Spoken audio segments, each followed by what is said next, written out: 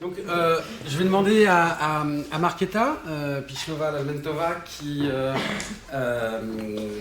est donc chez GRT Gaz, qui est gestionnaire, enfin, chef de projet en data science,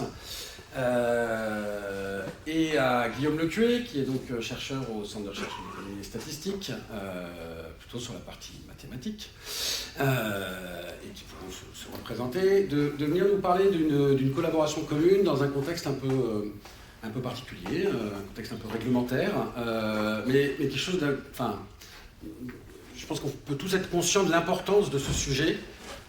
Si vous vous chauffez au gaz, ce sujet vous garantit que même s'il fait très froid, normalement vous aurez du gaz chez vous. Cette année, il sera cher. Voilà, je vous laisse la parole. Bonjour à tous, merci Benoît pour cette introduction.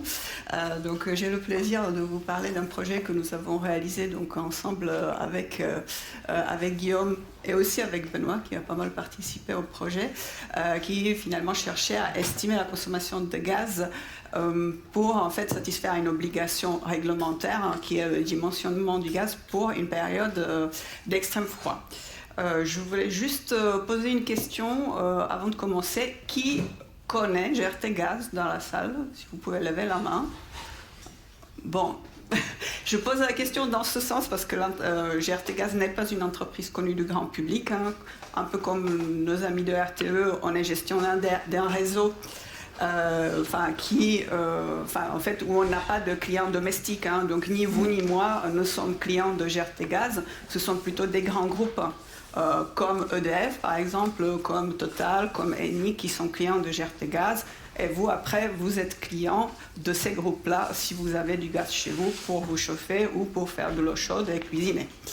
Donc on a un réseau qui est assez grand, hein, donc qui fait 32 000 km que vous voyez ici sur la carte. Et donc nous avons une obligation tous les ans de faire un calcul qui consiste finalement à estimer si notre réseau est bien dimensionné pour pouvoir finalement assurer la livraison à tous nos clients, direct ou indirect, en cas de période d'extrême froid. Donc je vous ai mis l'extrait du décret qui montre c'est quoi notre obligation réglementaire, hein, donc qui dit qu'on est obligé de livrer nos clients en cas de période très froide telle qu'elle s'en produit une fois tous les 50 ans. Et on doit satisfaire aussi en cas de période de 3 jours qui se produit statistiquement tous les 50 ans. Donc vous voyez que la deuxième contrainte est quand même plus forte que la première contrainte, parce qu'une période très froide sur 3 jours, généralement, est plus froide qu'un hiver globalement très froid. Donc finalement, qu'est-ce qu'on cherchait à faire avec ce projet ?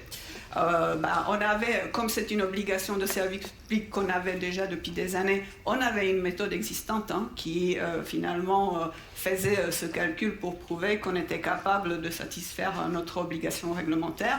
Mais cette méthode, elle était vraiment simpliste. Donc vous voyez une image sur la droite de la slide.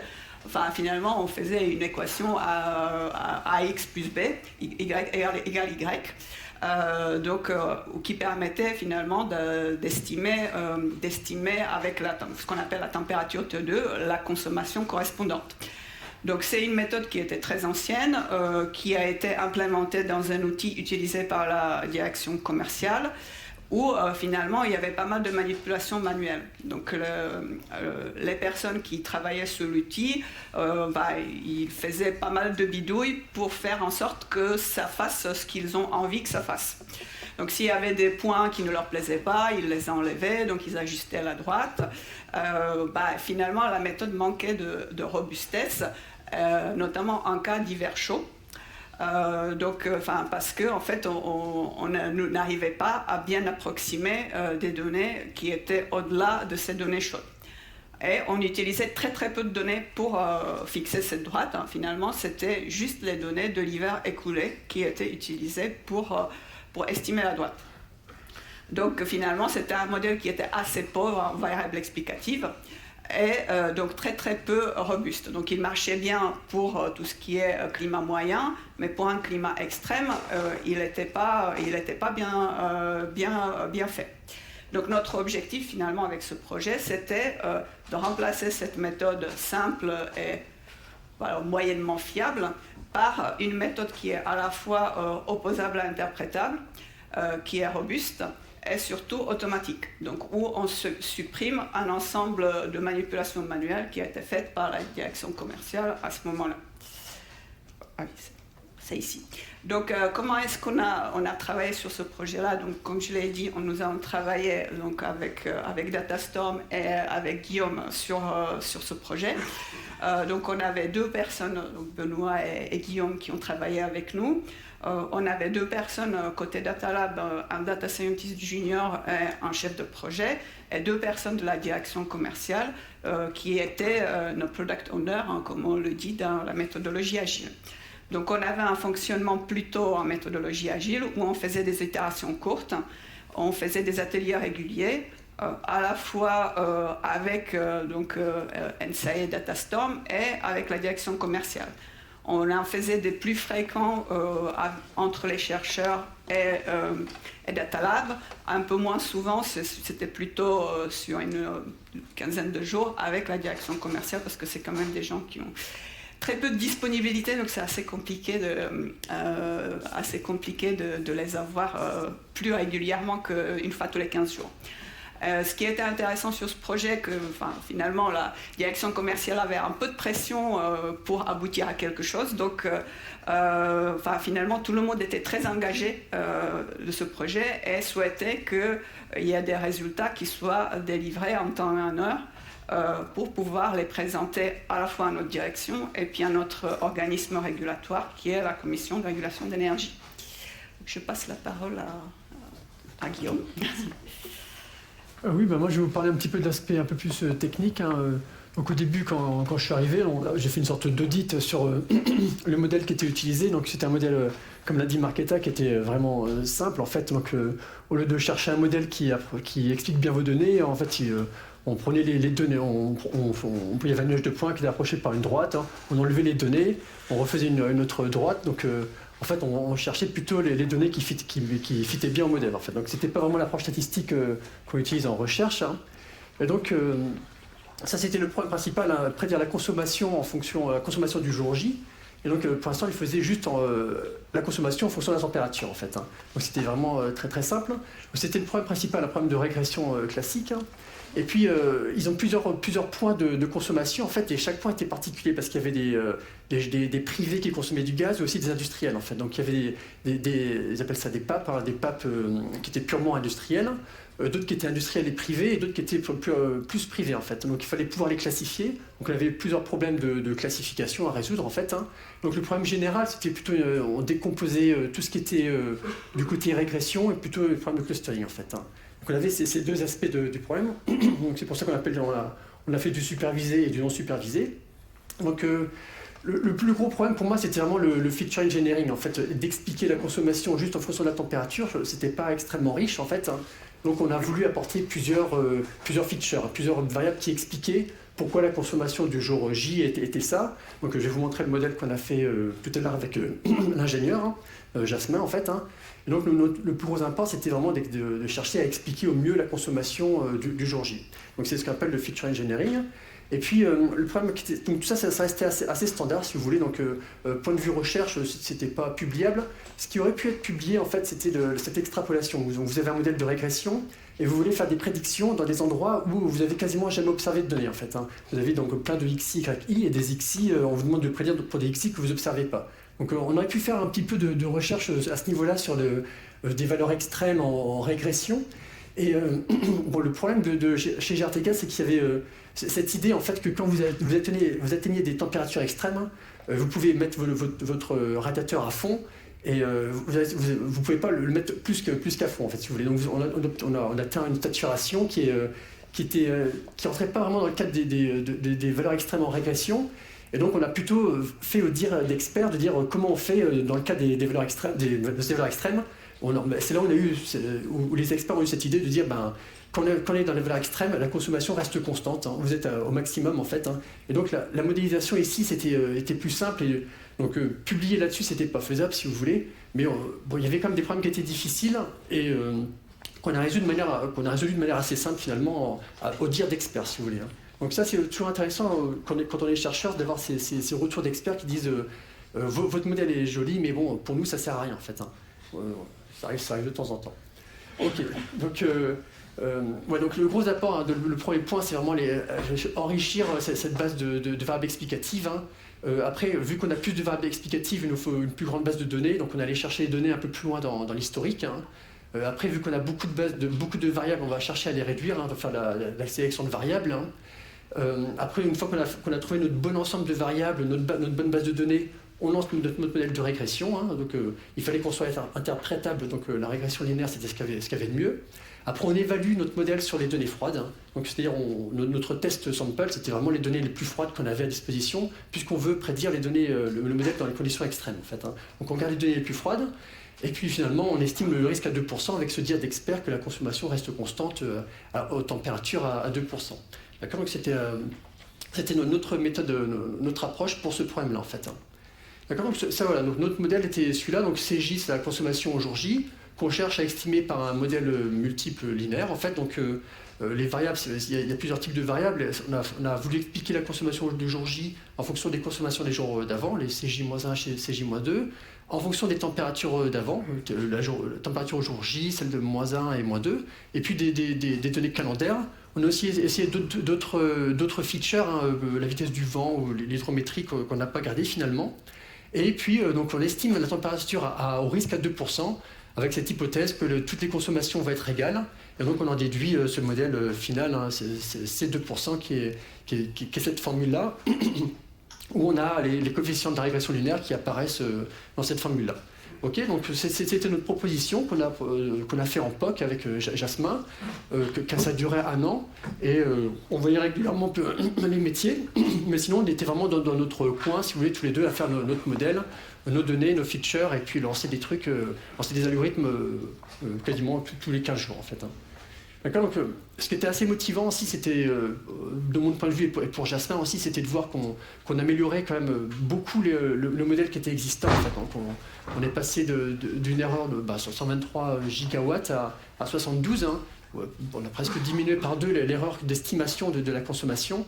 Donc c'était quand même c'était satisfaisant. Tous les 15 jours, on ajoutait un petit clustering en plus, un petit feature selection en plus, et on diminuait notre score, on améliorait notre score, si vous voulez, tous les 15 jours. Donc ça c'était vraiment une motivation pour moi et pour Jasmin en fait.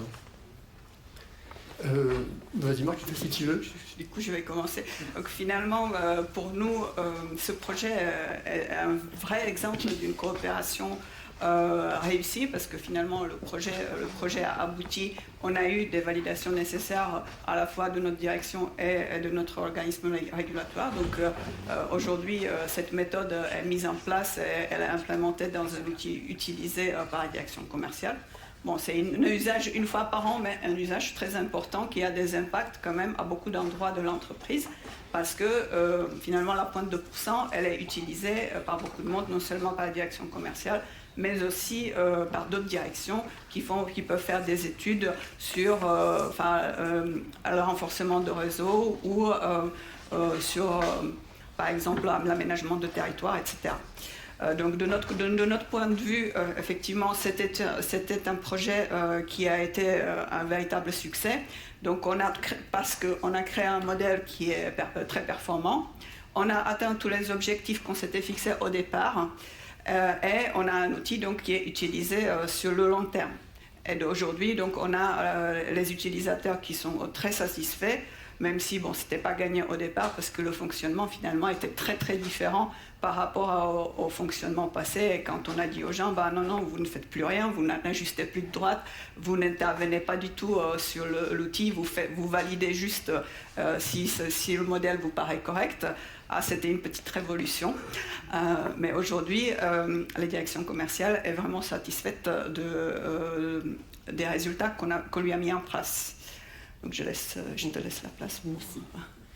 Ouais. Ben, pour moi, le principal apport, c'était de voir que notre modèle marchait toutes les semaines. En fait, on faisait des améliorations, on amenait un petit algorithme toutes les semaines, soit de clustering, soit de feature selection, etc. Et donc on voyait vraiment notre modèle progresser toutes les quinzaines en fait. Hein. Et puis on parlait du test qu'on a souvent en recherche. Donc ici c'était vraiment la validation de notre modèle par cette régulation, la CRE en fait, hein, qui a dit bon, ben, votre modèle il nous convient, on peut le mettre en production. Et puis ce qui était vraiment plus impressionnant pour moi, c'est souvent on fait des POC, hein, comme ça on le voit souvent sur les stagiaires en 3e année à l'ENSTAIS, et ils font des POC vraiment très intéressants, mais le passage en production, on le voit quasiment jamais en fait. Hein. Donc là, le passage en production a vraiment bien marché, et c'était vraiment bien de voir qu'on était tous les deux, Jasmin et moi, à travailler tous les deux dans notre coin, mais souvent on nous faisait rencontrer des gens de d'autres métiers en fait pour leur expliquer ce qu'on faisait et l'intérêt, on leur montrait nos scores qui étaient de mieux en mieux. Et je pense que ça a contribué à ce passage du POC à la mise en production. Et finalement, chez GRTgaz, ils ont vraiment réussi ce passage-là. Donc peut-être que ça a été dur pour eux. Nous, on n'a pas trop vu cette difficulté, mais c'était assez naturel de parler aux gens, de leur expliquer que ce qu'on fait, ça marche. Et après, vous n'aurez plus à faire vos manipulations, d'enlever vos données pour que le modèle fit bien vos données. Donc tout le monde était un petit peu gagnant, et on leur a expliqué ça pendant 1 an, en fait. Et la mise en production a été assez rapide. Curieusement, je dirais, parce que ça arrive rarement qu'un POC passe en prod au bout d'1 an. Alors que Jasmin était en formation, c'était un alternant en fait, donc on n'avait pas beaucoup de poids dans l'entreprise, si vous voulez. Mais on nous a beaucoup aidé avec Marketa et Valérie à nous présenter tout le monde, tous les acteurs de ce modèle-là en fait. Et donc ça a plutôt très bien marché, je trouve, et je trouve que c'est un gros succès de ce POC-là, d'être en production et de bien marcher maintenant en fait. Hein. Et je ne sais pas ce qu'il y a après. C'est la fin, oui. Donc c'est justement finalement, c'est quoi les principaux facteurs de succès de ce projet-là? En fait, donc, nous on pense qu'au départ, en fait, on avait un problème qui était déjà bien défini. Donc la direction commerciale savait où elle voulait en venir, et ça c'est vraiment très très important pour qu'on puisse aboutir à quelque chose qui marche bien. On a eu aussi une vraie motivation de la part de ce métier-là. Et donc, ils se sont dit, nous, on veut vraiment travailler sur ce sujet et on y met les moyens, ce qui n'est pas forcément le cas sur d'autres projets qu'on a pu faire avec d'autres directions, où s'ils ne voient pas d'intérêt à travailler sur le sujet, ils ne mettent pas les moyens et les personnes ne sont pas présentes. Et ça nous pénalise finalement et ça nous empêche d'avancer derrière sur le projet.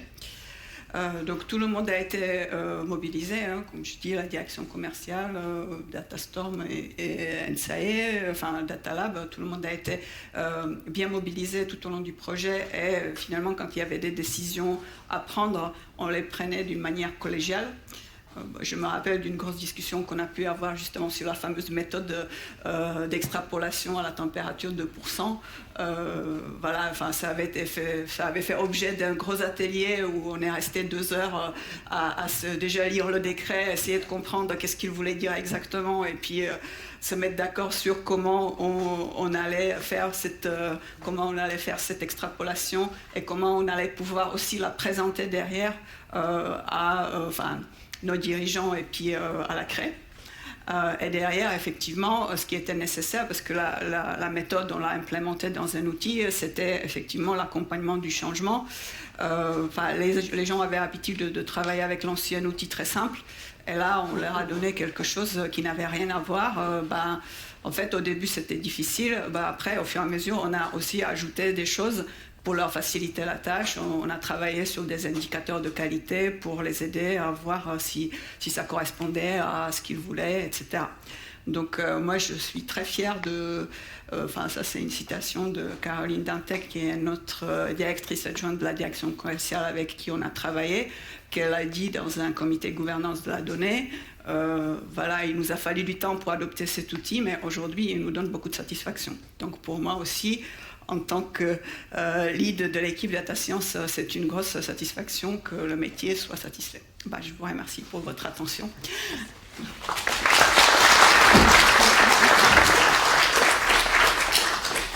Merci Marketa et Guillaume. Avant de prendre des questions, moi j'en avais une. En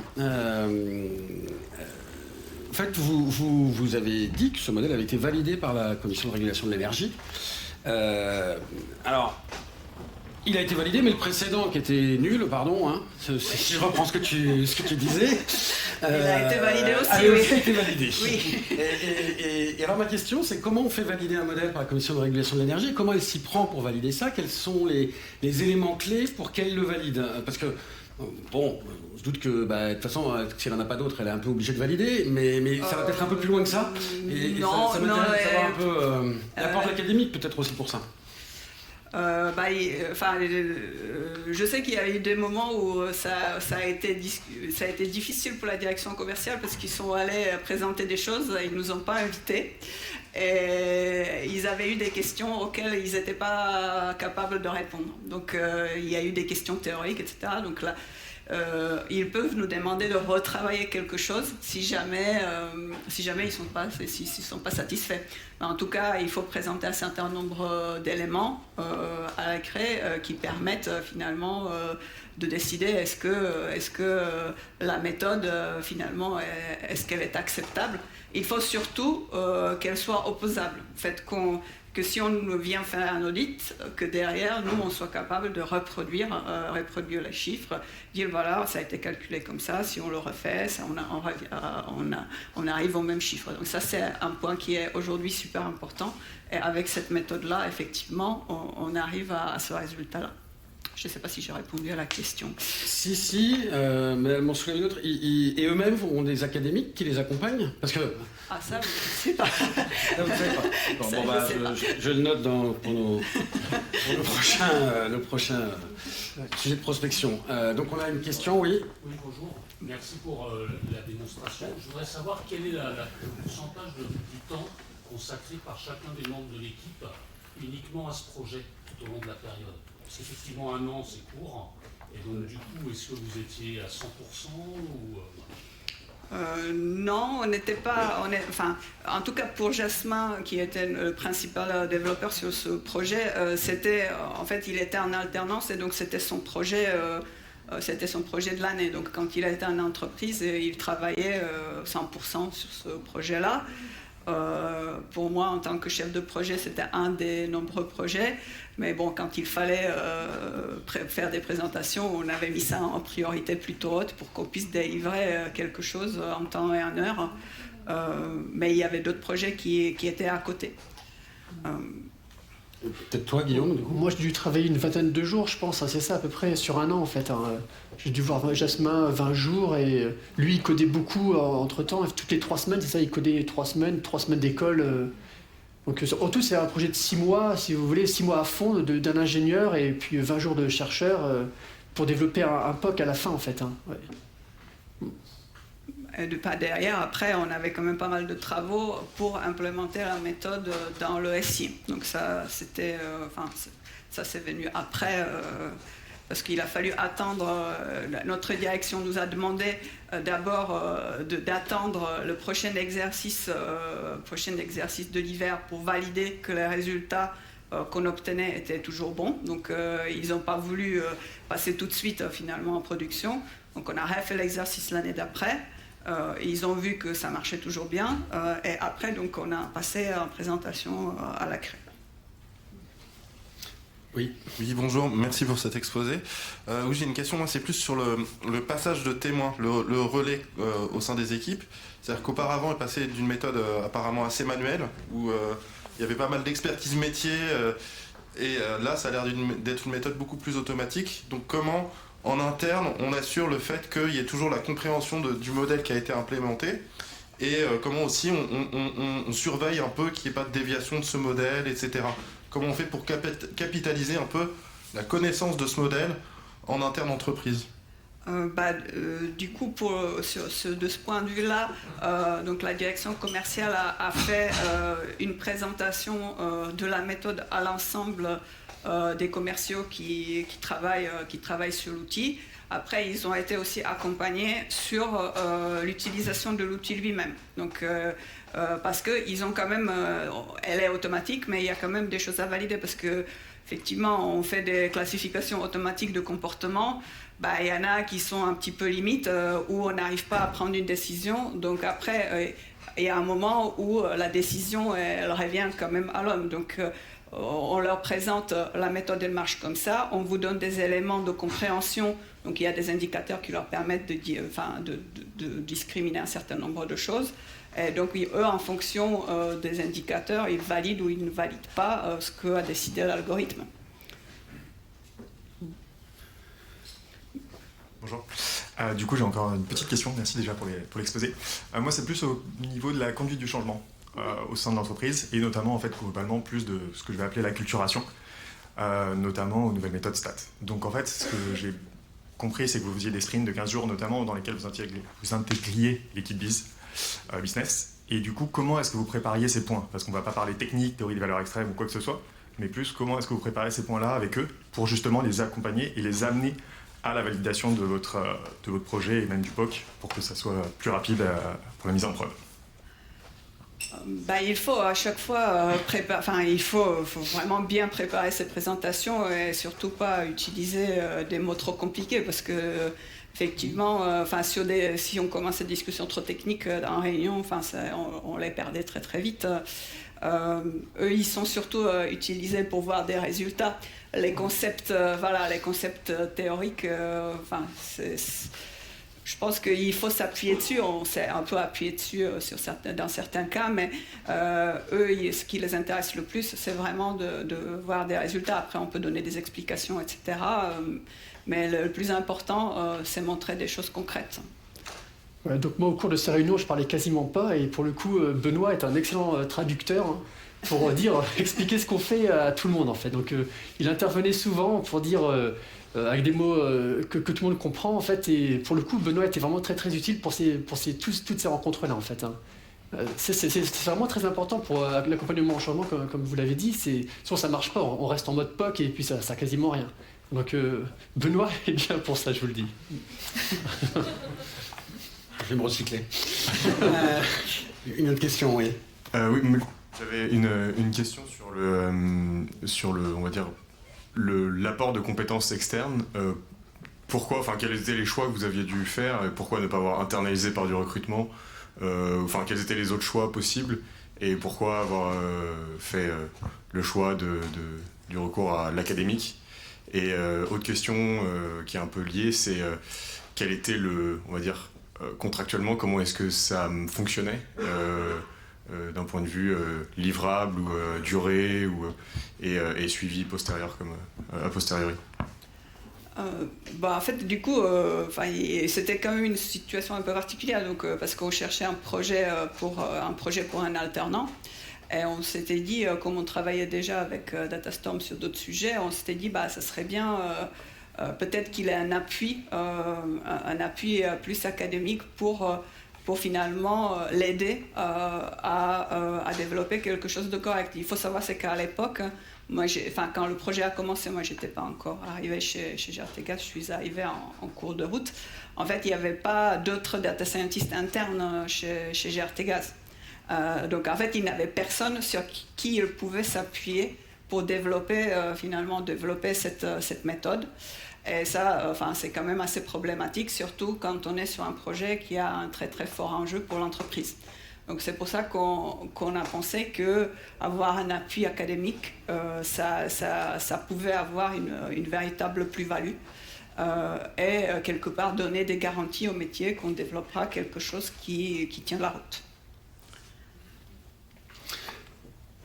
Et peut-être sur le deuxième point de la question, je peux répondre, c'est l'aspect contractuel. En fait, on a pas mal discuté au départ avec Marketa de ce projet, de ce qu'il voulait faire. J'ai identifié les compétences, j'en ai parlé à Guillaume, il m'a dit oui, ça m'intéresse de travailler là-dessus, etc. On a dimensionné un volume d'intervention, on a regardé comment le projet pouvait s'organiser en fonction de l'alternance de Jasmin, etc. Et on a dimensionné ça et on a fait en sorte de produire les résultats dans ce dimensionnement. Voilà. Pour être clair. Je ne dirais pas que c'était un engagement de résultat parce qu'on était sur un accompagnement, mais de fait, c'était un engagement de produire suffisamment de valeur ajoutée dans un dimensionnement initialement prévu. Voilà. Oui, comme question. Bonjour. Si j'ai bien compris la problématique de départ, c'est de savoir est-ce que votre réseau est sous-dimensionné pour pouvoir éventuellement le surdimensionner en conséquence pour satisfaire à l'exigence réglementaire. Et ma question, c'est comment est-ce que vous actionnez concrètement ce modèle pour prendre une décision? En fait, donc, il y a différents processus qui utilisent cette méthode dans l'entreprise. Donc, il y a un processus tarifaire qui finalement où le tarif d'accès au réseau de transport en fait est indexé sur la pointe qui est calculée par cet algorithme. Donc ça se traduit directement sur votre facture sur la partie transport. Donc ça finalement c'est de cette manière-là en fait la pointe que nous on calcule elle rentre dans la formule directement dans la formule du tarif de transport qui est identique pour l'ensemble de nos fournisseurs. Donc on fournit l'accès au réseau au même tarif à tout le monde. Et derrière, en fait, donc, il y a notamment la direction système gaz qui conduit des études sur différentes choses, notamment il y a une usine qui va venir se connecter sur le réseau. Est-ce qu'on est capable de l'absorber avec ce qu'on a comme pointe qu'on a calculé avec l'outil. Donc c'est comme ça que derrière ça peut être utilisé aussi. Merci. S'il n'y a plus d'autres questions. Très bien, merci à vous pour votre présentation. Oui, pardon.